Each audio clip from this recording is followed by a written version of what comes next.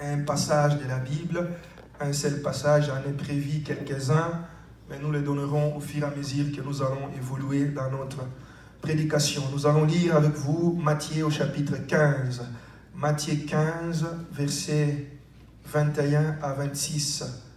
Matthieu 15, 21 à 26. Nous lisons au nom de Jésus-Christ. Jésus étant sorti de là, se retira dans les territoires des Tyr et de Sidon. Et voici une femme cananéenne qui venait de ces contrées, lui cria « Aie pitié de moi, Seigneur, fils de David, ma fille est crie où elle m'a tourmenté par les démons. » Il ne lui répondit pas un mot.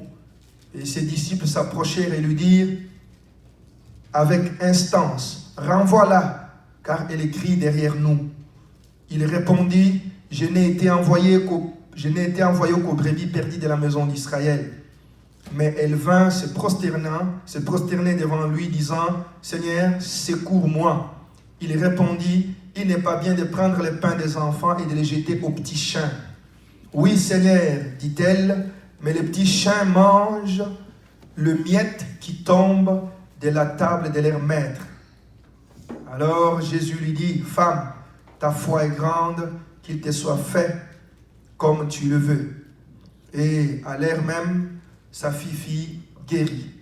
Amen. Amen. Alléluia. Amen. Que le Seigneur vous bénisse abondamment. Amen. Je vous prierai de me suivre avec une attention soutenue. Nous allons essayer d'aller vite, faute de temps. Nous sommes en train de poursuivre un enseignement que nous avons commencé depuis quelques mois, où nous parlions sur l'influence des démons dans nos vies. Et là, nous avions vu, pour ceux qui étaient là il y a quelques dimanches, nous avons ouvert un nouveau chapitre où nous parlions sur les obstacles qui nous empêchent d'être exaucés par Dieu, ou les obstacles, la famille des obstacles qui nous empêchent de vivre la gloire de Dieu. Amen. Et dimanche passé, nous avions vu, pour ceux qui étaient là, dans le livre d'Ésaïe, chapitre 59, verset 1er jusqu'au 4e verset, vous pouvez descendre même jusqu'au 10 ou 12e verset, nous avions vu ensemble où le Seigneur répondait, comment il répondait aux Israélites, aux Israéliens, comment il leur disait que vous croyez que la main de l'Éternel est courte. Sa main n'est pas courte pour ne pas vous délivrer ou vous libérer. Son oreille n'est pas non plus dire pour ne pas entendre vos prières. Mais ce sont vos propres péchés qui vous séparent avec Dieu. Et par la grâce de Dieu, nous avons vu plusieurs obstacles liés à la conduite, liés à la vie que nous vivons sur la terre. Alléluia. Et aujourd'hui, nous sommes toujours dans cette dynamique-là. Nous sommes toujours en train de voir les obstacles qui nous empêchent de vivre la gloire de Dieu. Parce que le but, bien-aimés frères et sœurs, de ces enseignements, c'est que Dieu puisse te visiter, qu'il visite ta famille, qu'il visite tes projets et qu'il visite tout ce que tu es en train d'entreprendre. Alors pour cela, il est extrêmement important que moi et toi, nous puissions connaître Dieu. Est-ce que quelqu'un m'entend? Si nous connaissons Dieu, si nous connaissons comment est-ce qu'il fonctionne, bien-aimés frères et sœurs, j'aimerais vous rassurer qu'en mettant en pratique la volonté du Seigneur, Dieu n'aura pas un autre choix que de nous visiter. C'est la raison pour laquelle nous sommes en train de voir ces obstacles. Ces obstacles n'ont pas pour but de nous condamner. Ces obstacles n'ont pas pour but de nous culpabiliser. Ces obstacles que nous voyons comme la famille du péché que nous avons vu autrefois ont pour but de nous éclairer afin que nous apprenions à mettre en pratique la parole de Dieu. Est-ce que quelqu'un m'entend? Parce que lorsque nous mettons en pratique la parole de Dieu, Dieu est obligé de nous secourir. Il est obligé d'intervenir à partir du moment où on décide d'appliquer la parole de Dieu. Parce que nous l'avions vu que Dieu n'est rien d'autre. Dieu n'est personne d'autre que la parole. Toute personne qui met en pratique la parole de Dieu rencontrera forcément et obligatoirement le Seigneur sur le chemin de sa destinée. Amen. Alors aujourd'hui, nous allons voir le plus grand obstacle. Qu'est-ce qui fait que Dieu ne puisse pas nous visiter? Qu'est-ce qui empêche à Dieu de ne pas nous toucher, de ne pas nous transformer, comme nous l'avions vu dimanche passé dans les livres toujours d'Ésaïe 59, verset 9, où la Bible dit clairement que Dieu, il met du temps pour intervenir à vos problèmes à cause de vos péchés. Il renvoie au lendemain ce qu'il devrait faire aujourd'hui à cause de votre conduite. C'est dans cette même pensée-là, cet après-midi, que nous voulons bien évidemment voir cet obstacle, cette famille, la plus grande obstacle. C'est ça le petit sous-thème que nous allons partager avec nous cet après-midi. Amen. Lorsque nous lisons Matthieu chapitre 15, versets 21 à 26, nous voyons une histoire qui est, je peux dire, une histoire très choquante. Alléluia. Une histoire très compliquée, une histoire où une femme cananéenne, syrophénicienne, venait auprès du Seigneur pour lui supplier de guérir sa fille qui était malade, sa fille qui était tourmentée par un démon. La Bible déclare que cette femme allait auprès du Seigneur. Elle criait comme tout le monde, « Seigneur, fils de David, aie pitié de moi, viens me secourir, viens secourir ma fille, viens aider ma fille. Elle est dans les tourments, elle est tourmentée par un démon, j'ai besoin de ton aide. » Ça veut dire que cette femme était en train de prier à Dieu comme vous et moi, nous avons l'habitude de prier. N'est-ce pas? Alléluia. Elle adressait à Dieu des prières. « Seigneur, viens aider ma fille qui est souffrante, qui est tourmentée d'un démon. » La Bible déclare que le Seigneur ne lui a même pas répondu un mot. Est-ce que quelqu'un m'entend? J'ai toujours l'habitude de le dire dans cette église, que par la grâce de Dieu, nous ferons l'effort de vous dire la vérité. Alléluia. Amen. Nous allons faire l'effort de vous dire la vérité. Parce qu'il y a certaines personnes qui retiennent la vérité captive, qui ne veulent pas dire un certain nombre de choses, de peur de froisser un certain nombre de personnes au sein des églises. Mais ici, nous aimons bien te froisser afin que tu changes et que Dieu te visite. Parce que Dieu ne changera pas. Est-ce que quelqu'un m'entend? Dieu ne changera pas. Il est le même hier, aujourd'hui et éternellement. Il ne changera pas parce que je suis beau, je suis belle, bien habillée, ainsi de suite. Non, ça ne regarde pas Dieu. Dieu reste le même hier, aujourd'hui et éternellement. C'est nous qui devons changer pour que Dieu nous visite. Est-ce que quelqu'un m'entend? Est-ce que quelqu'un me suit? Alors, cette femme, bien-aimés frères et sœurs, la Bible dit, elle a crié à Dieu. Elle a prié et le Seigneur ne lui a même pas donné une réponse. Silence radio. J'aimerais dire à quelqu'un, il est possible, bien-aimé, de prier et de ne pas être répondu par Dieu. Dieu n'exauce pas toutes les prières. Est-ce que quelqu'un m'entend? Est-ce que quelqu'un me suit? Dieu n'exauce pas toutes les prières. Pour être exaucé par rapport aux prières, il y a un certain nombre de principes que toi et moi devons respecter. Si nous ne respectons pas ces principes, c'est difficile que Dieu agisse. Sur la terre, tout le monde peut prier, mais ce n'est pas tout le monde qui peut être exaucé. Est-ce que quelqu'un m'entend? C'est pourquoi un jour les disciples ont dit à Christ, montre-nous, enseigne-nous comment prier. Parce qu'ils avaient remarqué que dans leur vie, ils priaient, il n'y avait pas d'effet. Ils priaient, il n'y avait pas d'impact.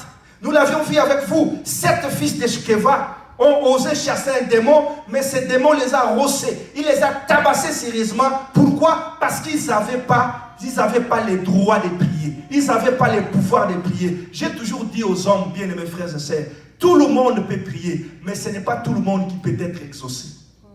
Est-ce que quelqu'un m'entend? Alors la parole de cet après-midi s'adresse à un homme, à une femme qui veut être exaucé.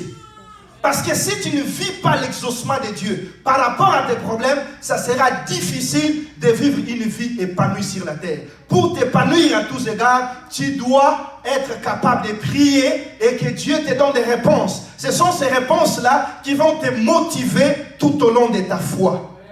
Est-ce qu'on est ensemble? Est-ce que quelqu'un m'entend? La Bible dit, le Seigneur ne lui a même pas répondu. Écoutez, chose étonnante, les disciples qui étaient autour de Christ, ils sont venus lui dire, Seigneur, renvoie-la. D'autres versions disent, chasse-la. Parce qu'elle crie derrière nous. Elle nous dérange. Les disciples qui devaient dire, Seigneur, mais aie pitié ne serait-ce que de cette femme. Pourquoi tu ne peux pas intervenir? Tu as guéri tel malade, tu as chassé tel démon, tu as ressuscité Lazare, tu as fait ceci, mais aide-la aussi. Les disciples ont dit, Seigneur, chasse-la.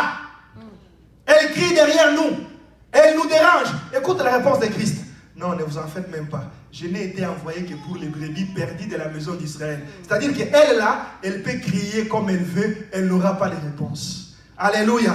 Si nous lisons la Bible, nous verrons qu'un jour, Esaü, pas Esaü, Saoul a prié Dieu, il a cherché Dieu. La Bible dit que le Seigneur ne lui avait même pas répondu, ni par un songe, ni par une vision. Est-ce que quelqu'un m'entend? Bien-aimés frères et sœurs, sortons dans la distraction. Il y a beaucoup de gens qui pensent qu'ils peuvent prier, crier, gesticuler, ainsi de suite, et Dieu va agir. Dieu n'agit pas par hasard dans la vie d'une personne. Lorsque vous voyez quelqu'un percer, réussir dans un certain domaine de sa vie, comprenez qu'il connaît des principes que vous ne connaissez pas. Il connaît des choses que vous ne savez pas. Et il les met en pratique. C'est ce qui attire la gloire de Dieu. Je déclare que toi et moi, nous devons nous soumettre à la parole de Dieu, afin que les ciels s'ouvrent, que le Seigneur nous soit favorable et que les réponses tombent dans notre vie au nom de Jésus. Les disciples ont dit, renvoie-la. Elle crie derrière nous. Le Seigneur dit, non, je n'ai pas été envoyé pour ce genre de personnes. J'ai été envoyé pour les brebis perdues de la maison d'Israël. La Bible dit, cette femme si persévérante qu'elle était, elle est venue vite, elle s'est jetée devant Christ. Elle a dit à Christ, Seigneur, Seigneur, aie pitié de moi. Aie pitié de moi. Le Seigneur lui dit, écoute, il n'est pas convenable de prendre le pain des enfants et de les jeter aux petits chiens. Vous entendez un peu la réponse? Alléluia. C'est choquant, n'est-ce pas? C'est dur, n'est-ce pas? C'est difficile, n'est-ce pas? Mais écoutez cette femme. Lorsqu'on lui dit ces paroles, il dit, oui Seigneur, certes je suis un chien. Certes je suis une chienne. Mais les chiens mangent même les miettes des morceaux de pain qui tombent sous la table lorsque les enfants mangent. Le Seigneur regarde et dit, non, non, non, non. C'est pas possible. Je n'ai jamais vu une telle foi en Israël. Va, qu'il te soit fait selon ta foi. Et la femme est sortie, sa fille a été guérie à l'heure même. Sa fille a été guérie à l'instant même. Est-ce que quelqu'un m'entend? Lorsque j'étais en train d'étudier ces textes, le Seigneur était en train de me dire que vous, mon peuple, vous ne comprenez pas comment je travaille, comment je fonctionne. Il y a certaines personnes, je les aide à cause de ma miséricorde. Tellement qu'ils crient, tellement qu'ils supplient, je me dis, bon, je dois l'aider. Mais mes enfants à moi, j'ai l'obligation et le devoir de les aider à chaque fois qu'ils crient à moi. Si cette femme a eu à persévérer, à crier, à chercher même les miettes pendant très longtemps, mon peuple à moi, mes fils à moi, lorsqu'ils parlent, dès lors qu'ils parlent, j'entends et je viens intervenir. Le Seigneur m'a fait comprendre que beaucoup de gens sont dans des combats spirituels, dans des persévérances multipliées, parce que la réalité, c'est qu'ils sont des chiens, mais ils veulent avoir des choses des enfants. Est-ce que quelqu'un m'entend? Est-ce que quelqu'un m'entend? La réalité, c'est qu'il y a beaucoup de gens, spirituellement parlant, ce que le Seigneur avait dit, ça n'avait rien à voir avec l'insulte. Ça ne frisait pas l'insulte. C'était une réalité qu'il voulait expliquer à vous et à moi. C'est pourquoi je t'ai pris de me suivre très attentivement. Cette réalité-là est que il y a certaines personnes, sur les plans spirituels, ils ressemblent aux chiens, ils ressemblent aux animaux, mais ils veulent avoir les choses des enfants. Le Seigneur m'a fait comprendre qu'il y a des choses, chaque parent prépare une nourriture pour ses enfants. Les chiens peuvent manger des miettes. Beaucoup de chrétiens sont dans des miettes. Alléluia. Est-ce que quelqu'un m'entend? Le Seigneur m'a fait comprendre. Il y a aussi un certain nombre de choses qui sont dans la catégorie des miettes. Tout ce que nous demandons à Dieu, ce ne sont pas des miettes. Est-ce que quelqu'un m'entend? Si cette femme avait obtenu la réponse parce qu'elle demandait des miettes, est-ce que quelqu'un me suit? Vous pensez que si c'était un repas des enfants, le Seigneur allait lui donner? Parce qu'il a clairement dit que les miettes, il n'est pas convenable de prendre la nourriture des enfants de nos chiens. La femme a dit même des miettes. Je veux même des miettes. Mais est-ce que ce que tu es en train de demander, c'est des miettes ou c'est vraiment la nourriture? Est-ce que quelqu'un m'entend? Est-ce que quelqu'un me suit? Ça veut dire quoi, bien aimés frères et sœurs? L'obstacle par rapport à ce que cette femme voulait, par rapport à ce que cette femme demandait, c'était d'abord son état. Est-ce que quelqu'un me suit? Spirituellement parlant, elle était un chien, mais elle voulait avoir les choses des enfants. Le Seigneur m'a fait comprendre ceci. Beaucoup de gens ne sont pas exaucés parce que sur le plan spirituel, ils ressemblent aux chiens. Ils cherchent à avoir la nourriture des enfants.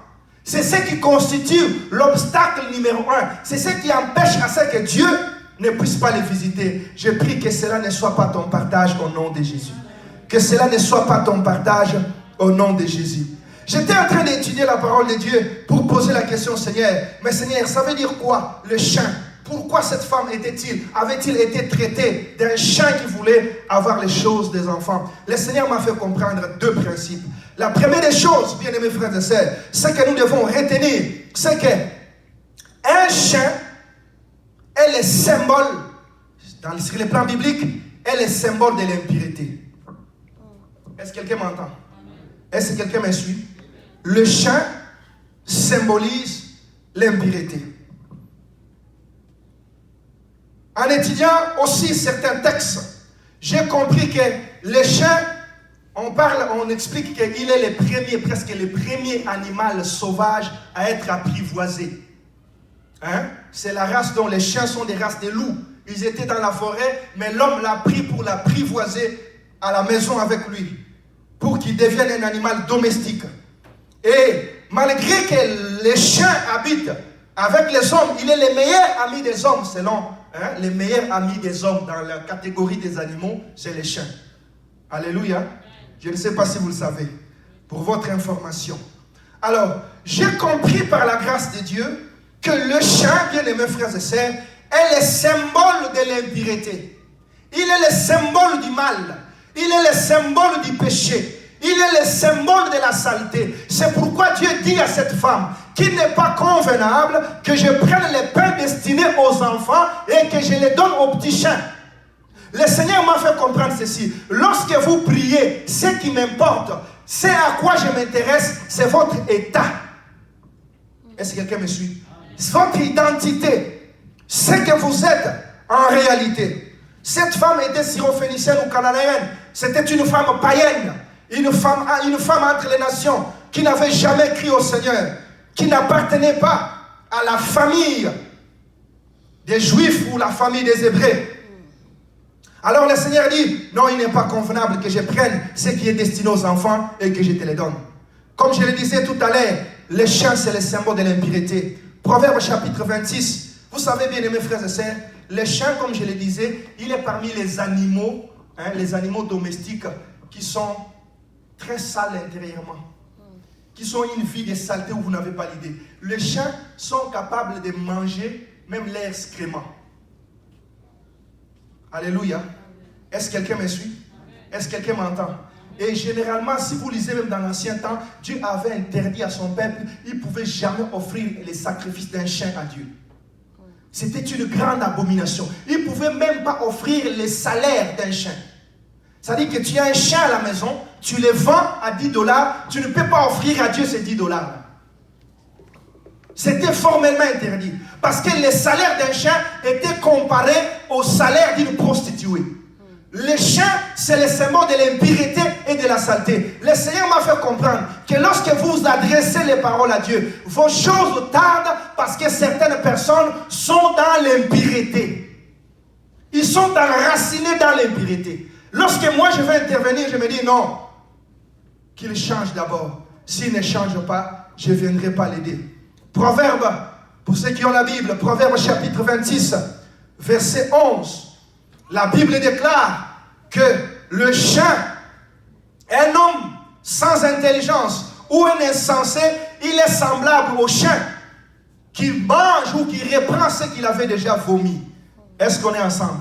Le chien, comme je le disais tout à l'heure, il est parmi les rares animaux qui sont capables de reprendre à la bouche ce qu'ils avaient déjà vomi. Est-ce qu'on est ensemble? Alléluia. Le Seigneur m'a fait comprendre ceci. L'obstacle, comme je l'ai dit, c'est votre état. Il y a certaines personnes sur les plans spirituels, ils sont semblables aux chiens. Ça veut dire, ils sont très proches de l'homme sans être capables d'avoir la nature des hommes en eux. Ils sont trop proches des hommes sans être capables de développer la nature divine en eux. La nature de l'homme plutôt, la nature humaine en eux. Ils sont très proches de l'homme, cherchant toujours les miettes, cherchant toujours les choses. C'est semblable aux chrétiens qui sont proches de Dieu, qui fréquentent les églises, qui chantent dans les églises, qui célèbrent Dieu dans les églises. Mais chercher à ressembler à Dieu n'a jamais été leur quête. Est-ce que quelqu'un m'entend? Est-ce que quelqu'un me suit? Le chien symbolise, comme je l'ai dit tout à l'heure, c'est un animal qui est très proche de l'homme. Il est toujours à côté de l'homme. Ça symbolise les chrétiens qui fréquentent Dieu, qui aiment la présence de Dieu, qui aiment célébrer Dieu, qui aiment danser comme nous venons de le faire, mais qui décident de ne pas faire les efforts pour ressembler à Dieu. Ils gardent toujours cette nature animale en eux. Que cela ne soit pas ton partage au nom de Jésus. Tu dois être transformé, avoir la nature de Dieu, et c'est cette nature qui va attirer la gloire de Dieu dans ta vie. C'est ce qui va attirer les bénédictions de Dieu dans ta vie. C'est ce qui va attirer de grandes choses dans ta vie. Est-ce que quelqu'un m'entend? La Bible dit le chien est un animal capable de vomir et de reprendre encore ce qu'il a vomi. Le Seigneur me faisait comprendre, c'est la catégorie des chrétiens où à un moment donné il décide de donner sa vie à Christ. Je laisse telle chose, je laisse telle chose, je vais suivre Dieu, je vais suivre Dieu, je vais servir Dieu. Au bout d'un certain temps, il laisse encore la foi, il reprend les choses qu'il avait déjà vomies. Alléluia. Nous pouvons penser que c'est simple, c'est ordinaire. Ah, j'avais laissé ma copine, j'avais laissé ma femme pour chercher Dieu. Maintenant, je peux encore aller la reprendre. Quand tu les reprends, tu es semblable à un chien qui a vomi et qui reprend le vomissement. Alors, lorsque Dieu te regarde, quand tu cries à Dieu, Seigneur, aide-moi, Seigneur, viens aider ma fille, Seigneur, viens me délivrer, la Bible dit, le Seigneur n'a donné aucune réponse. Est-ce que quelqu'un m'entend? Est-ce que quelqu'un m'entend? Reste à savoir si tu auras la capacité de persévérer comme cette femme. Bien-aimés frères et sœurs, n'ayons pas une vie chrétienne de lutte où on doit lutter pour obtenir une petite chose que beaucoup de gens obtiennent dans la facilité. On doit lutter, combat, 21 jours, 30 jours, chercher, pleurer pendant des années pour obtenir des petites choses. Alors que les enfants de Dieu, lorsqu'ils dorment, le Seigneur va chercher du bien pour eux.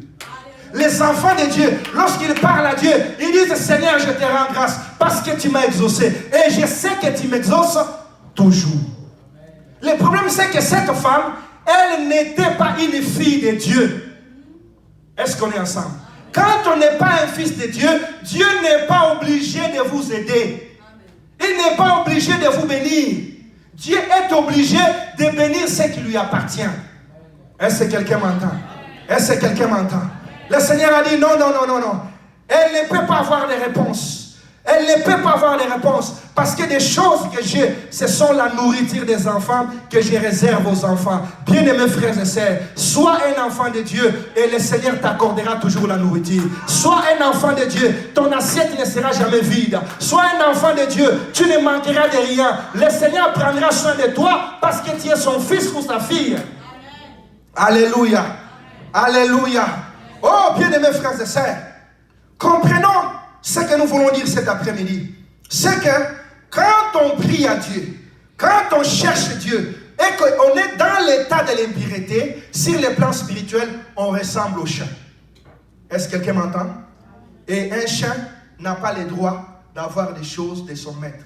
Son maître lui donne s'il veut. S'il ne veut pas, il ne lui donne pas. Est-ce qu'on est ensemble? Sors dans cette catégorie-là et sois dans la catégorie des enfants de Dieu qui ont un droit légitime d'avoir tout ce dont ils ont besoin. Est-ce qu'on est ensemble? Alléluia. L'autre réalité, toujours dans cette même pensée, c'est que le chien, bien-aimé frères et sœurs, comme je l'ai dit, il est très attaché aux hommes. Mais jamais ils ne peuvent devenir les fils des hommes. Ils sont très attachés aux hommes, mais ils ne peuvent jamais devenir les fils des hommes. Ça ressemble aux chrétiens qui sont très engagés à l'église, qui cherchent Dieu à l'église, mais qui ne font jamais des efforts pour pouvoir appartenir à Dieu. Est-ce que quelqu'un m'entend? Pour pouvoir appliquer et vivre dans la parole de Dieu. J'aimerais dire une vérité qui est peut-être choquante. C'est que tous ceux que vous voyez sur la terre ne sont pas des fils de Dieu. tous les hommes ne sont pas des fils de Dieu. Est-ce que quelqu'un me suit? Est-ce que quelqu'un m'entend? Tous les hommes ne sont pas des fils de Dieu. Pourquoi? Parce que Dieu est esprit. Jean chapitre 3 verset 6, la Bible dit, ce qui est né de la chair est chair, et ce qui est né de l'esprit est esprit. On ne devient pas un enfant de Dieu parce qu'on est né de son père et de sa mère.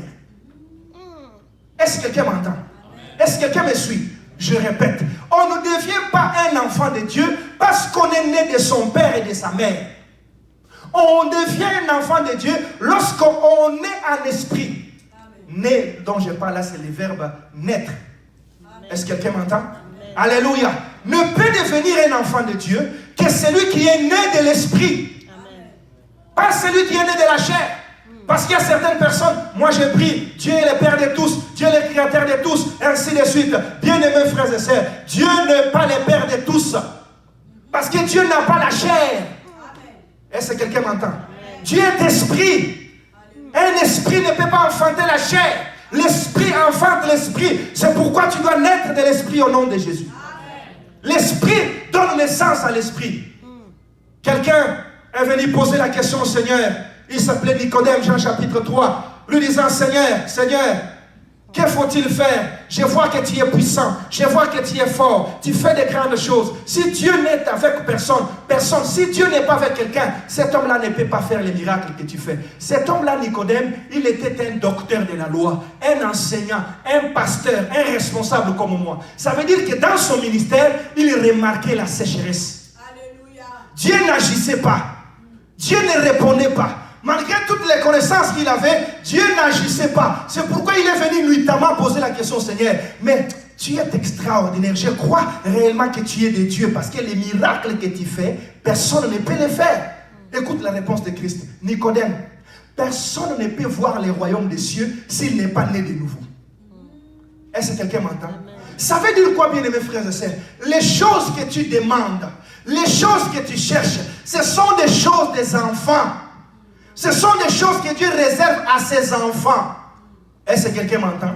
Lorsque tu n'es pas son enfant, lorsque tu n'es pas né de l'esprit, tu ne peux pas revendiquer ces choses. Est-ce que quelqu'un m'entend? Est-ce que quelqu'un m'entend? Nicodème lui dit, Seigneur, je suis vieux avancé en âge.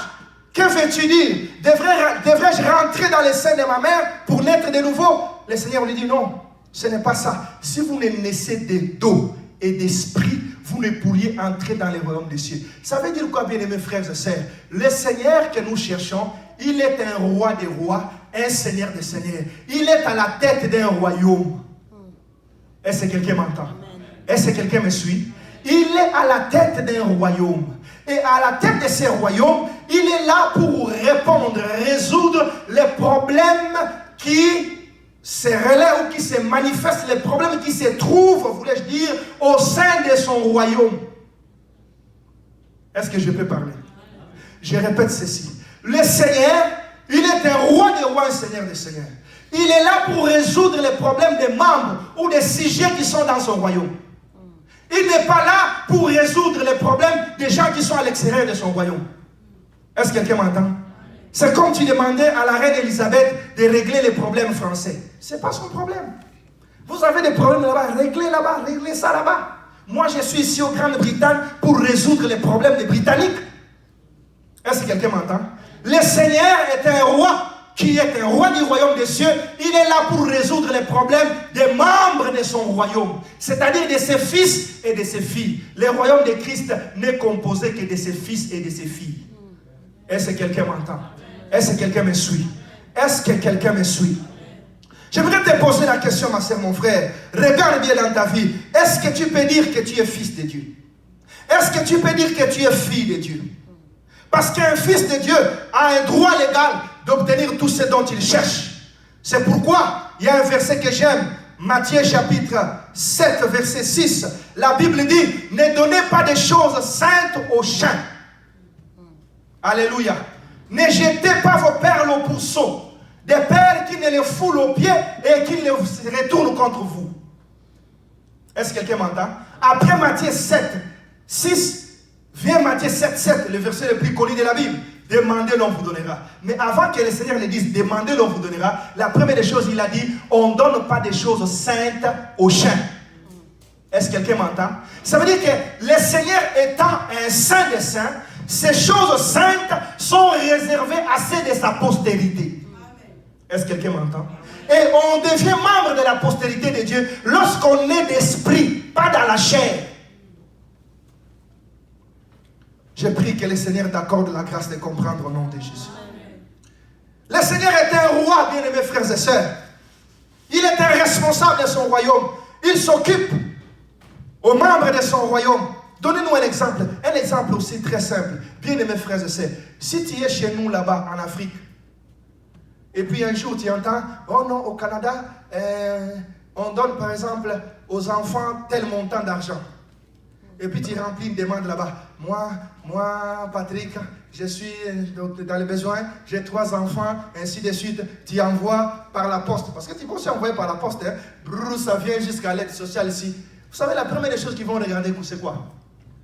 L'identité. Ils regardent, ils disent, ah, Patrick, ping, ainsi de suite. Ok. La deuxième des choses, ils vont regarder, c'est quoi? L'adresse. Tu es d'où? Tu viens d'où? Ils vont voir. Oh, République démocratique du Congo. Ah! Alléluia. Le Seigneur m'a fait comprendre qu'il y a beaucoup des enfants de Dieu qui sont comme ça. Beaucoup, permettez-moi, c'est juste une façon de dire. Il y a beaucoup de ceux qui prient, des chrétiens qui sont comme ça. Ils font des demandes à Dieu alors qu'ils n'ont pas le droit légal de faire la demande. Ils n'appartiennent pas au royaume des cieux. Ils n'ont jamais donné leur vie à Christ. Ils n'ont jamais connu la nouvelle naissance. Ils n'ont jamais pris l'engagement de suivre Christ. Ils sont là, ils viennent, comme la Bible le décrit, des chiens autour des hommes sans être de la famille. Apocalypse chapitre 12, verset 15. Chapitre 22, voulais-je dire. Verset 15. Le Seigneur dit, le maître de la maison, qu'au dernier jour, la première des choses qu'il va dire, dehors les chiens. Hein? Est-ce que quelqu'un m'entend? Apocalypse 22, 15. Le Seigneur dira la première des choses, dehors aux chiens, dehors aux enchanteurs, dehors aux adultères, dehors aux impudiques. Pourquoi? Il s'occupera du chien premièrement. Parce que les chiens sont toujours à la maison sans être des fils de la maison. Est-ce que quelqu'un m'entend? Il y a des gens comme ça. Il est toujours à l'église, mais il n'a jamais donné sa vie à Christ. Il chante, il fait tout pour Dieu, mais jamais il n'a pris l'engagement. Pourquoi? Il est très habitué avec l'homme, il comprend même le langage des hommes. Vous savez, le chien est un animal capable de comprendre le langage. Viens, il vient. Va à gauche, il va. Va me prendre la cuillère là-bas. Il est presque comme un homme, mais sans être un homme. Il y a des gens comme ça, presque comme un enfant de Dieu, très spirituel. Quand tu les regardes, oh, il parle une langue, il est correct, mais intérieurement, il n'a rien à voir avec Dieu. Que cela ne soit pas ton partage au nom de Jésus. Les obstacles, ce qui empêche à Dieu de nous visiter, c'est notre propre nature. Nous avons la nature mondaine et nous cherchons que Dieu nous donne. Dieu est un roi. Amen.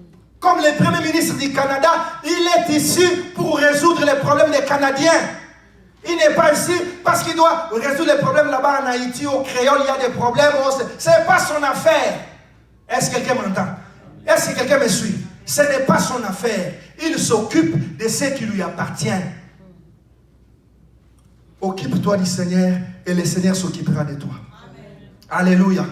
La bonne nouvelle, c'est que si dans la nature, un chien ne peut pas devenir un homme, mais spirituellement, un chien peut devenir un homme. Est-ce que quelqu'un m'entend? Cela veut dire, celui qui est proche de Dieu, qui est à la maison de Dieu, qui ne s'occupe pas de Dieu, peut décider d'être un fils de Dieu, de naître un fils de Dieu, et il devient fils de Dieu. Alléluia. Est-ce que quelqu'un m'entend? La Bible déclare, il est venu chez les siens ne l'ont pas reçu. Mais à tous ceux qui l'ont reçu, il leur a donné le pouvoir de devenir enfants de Dieu. Lorsqu'on rejette Christ, on est spirituellement comme un chien. Le chien, c'est le symbole du paganisme. Est-ce que quelqu'un me suit? Alléluia. C'est le symbole du paganisme, symbole de l'impureté, symbole de tout ce qui est sale là.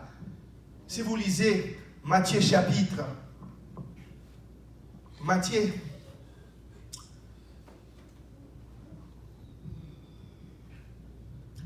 chapitre 7, verset 6, je l'ai déjà donné. Vous entendrez comment est-ce que le Seigneur qualifie le diable. Si vous lisez Luc chapitre 16, verset 21, vous entendrez ce que le chien est capable de faire. Il est un animal très sale. Et c'est ce qui empêche à ce que Dieu puisse nous visiter. Beaucoup de gens me poseront la question de savoir, pasteur, mais comment fait-on pour devenir un enfant de Dieu? Comment fait-on pour naître de nouveau? Bien-aimés frères et sœurs, la nouvelle naissance est obligatoire pour tout celui et toute celle qui veut entrer dans le royaume des cieux. Tout celui et toute celle qui veut vivre la main de Dieu dans sa famille, dans ses affaires, dans ses projets, il doit naître dans le royaume des cieux parce que le royaume des cieux est disposé pour résoudre les problèmes de ceux et de celles qui font partie de ce royaume-là. Alléluia. Gloire soit rendue à Dieu. Comment fait-on pour naître de nouveau? Il y a un verset, bien-aimés frères et sœurs, de la Bible que j'aime beaucoup. J'aimerais qu'on puisse le lire, 2 Corinthiens, chapitre 5, verset 17, qui nous explique brièvement comment fait-on pour naître de nouveau. 2 Corinthiens 5, 17.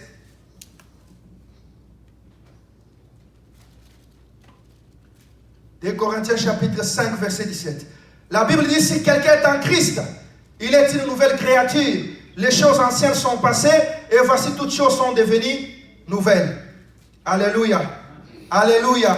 Ça veut dire quoi? Lorsqu'on entre en Christ, on fait passer ce qui est ancien. Et on accepte que toutes choses deviennent nouvelles.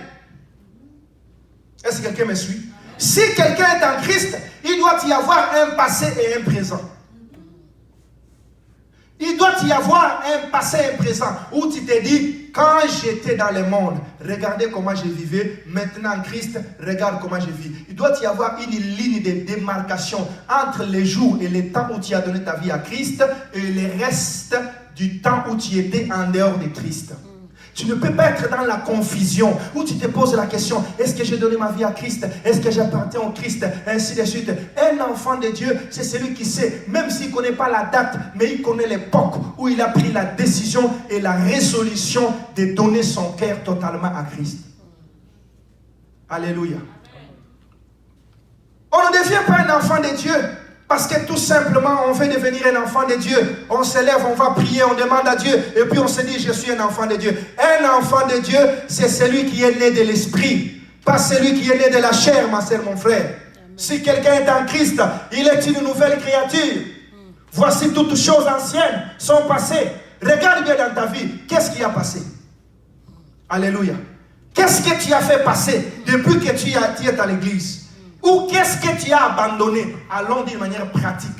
Qu'est-ce que tu as laissé? L'apôtre Paul dit ceci. Ce qui était pour moi un gain, aujourd'hui je le regarde comme de la boue et comme de la perte à cause de l'excellence de la connaissance de Christ. Ce qui était précieux pour moi, à cause de Christ, je le regarde aujourd'hui comme une perte. C'est-à-dire, quand on est en Christ, même si on avait des choses à quoi on s'accrochait, on doit regarder ces choses-là comme une perte pour gagner Christ. Tu ne peux pas en même temps être dans le Seigneur, en même temps être dans le monde, en même temps manger les choses, les vomir, le reprendre, le vomir, le reprendre. Ça, c'est être un chien sur les plans spirituels. Est-ce que quelqu'un m'entend? Est-ce qu'il y a un passé dans ta vie? Bien-aimés frères et sœurs, comme je l'ai dit au début, cette parole s'adresse à un homme et à une femme qui veut réellement écrire une histoire avec un encre indélébile. Un homme qui veut écrire une histoire avec Dieu. Cette parole s'adresse à toi. Sépare-toi du monde.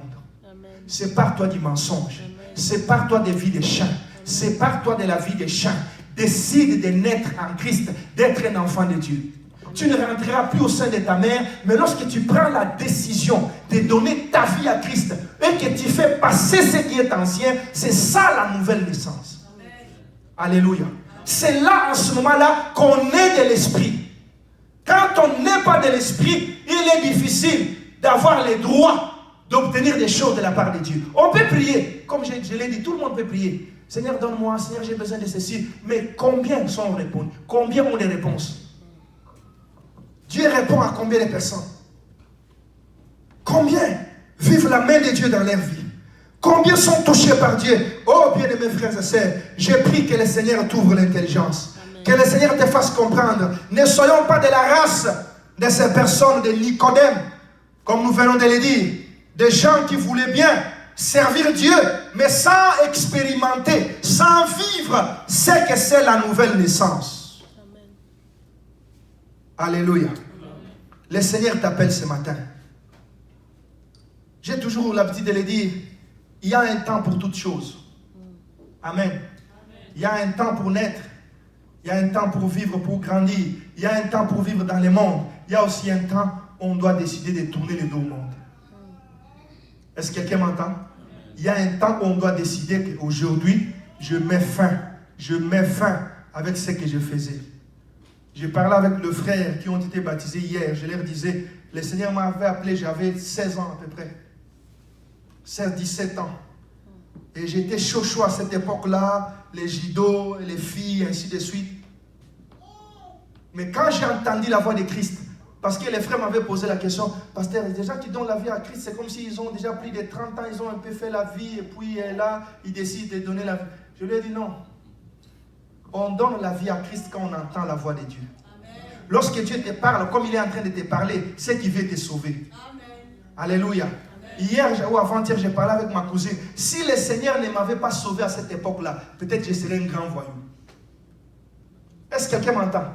Je ne sais même pas, parce que la plupart des amis de cette génération-là, ils sont des badauds.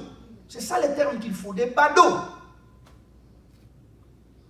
Mais à cette époque-là, ils se moquaient de moi. Ah, pasteur, toi tu es devenu chrétien. Toi tu es devenu chrétien.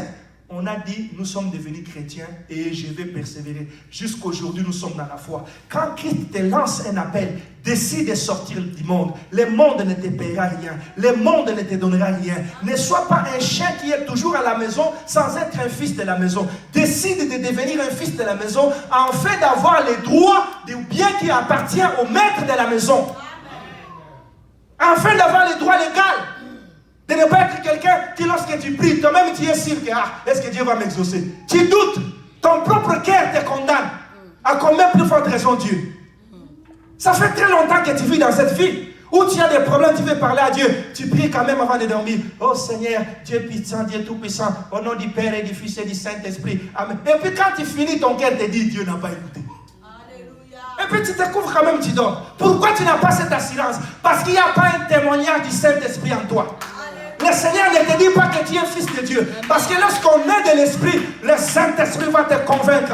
Il va te dire, parle à Dieu, dis tes problèmes à Dieu. Si tu pries, Dieu va t'exaucer. Si tu pries, Dieu va te répondre. Et quand tu vas prier, tu auras la paix. Ton visage changera. Tu auras l'assurance que ma vie changera demain. Est-ce que tu peux décider de sortir de la vie des champs et de donner ta vie à Christ? Est-ce que tu peux décider de dire que fini aujourd'hui avec le monde, je vais appartenir à Christ pour toujours? Bien aimé, tu peux prendre beaucoup de décisions dans la vie, mais la décision de donner sa vie à Christ ne te laissera jamais indifférente. Amen.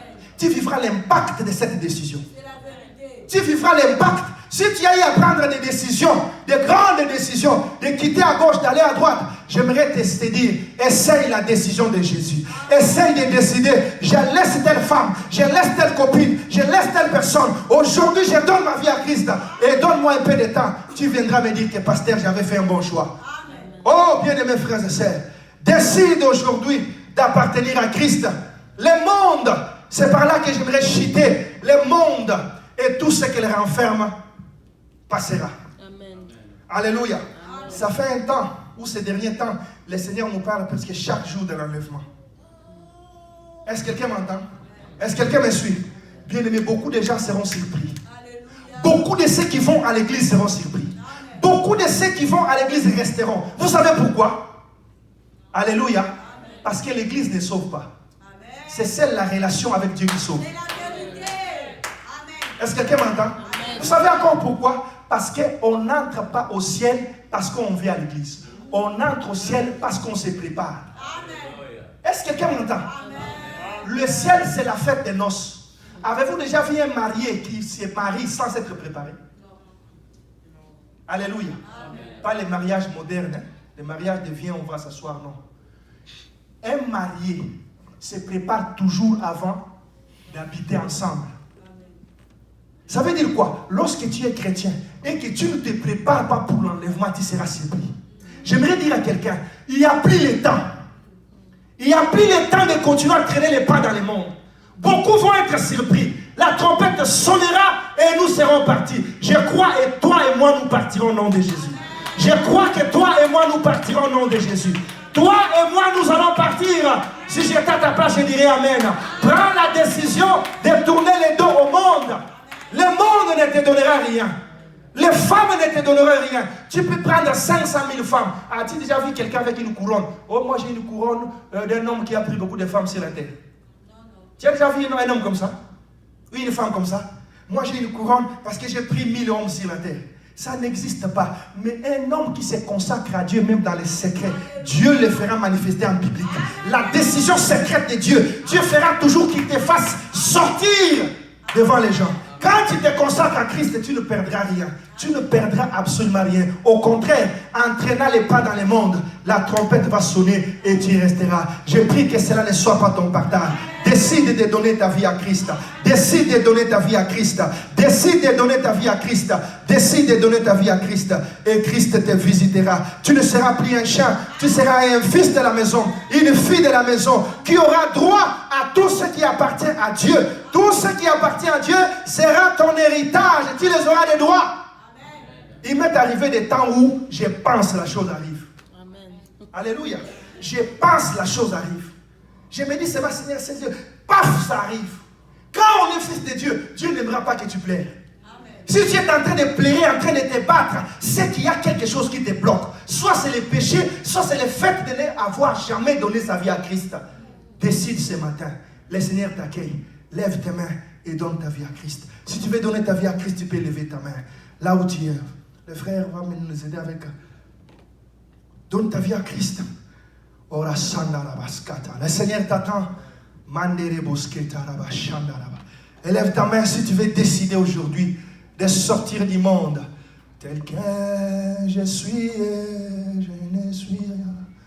Sinon, ton sang versé pour moi, le sang de la main qui m'a. Élève ta main. L'agneau de Dieu, je viens. Élève ta main.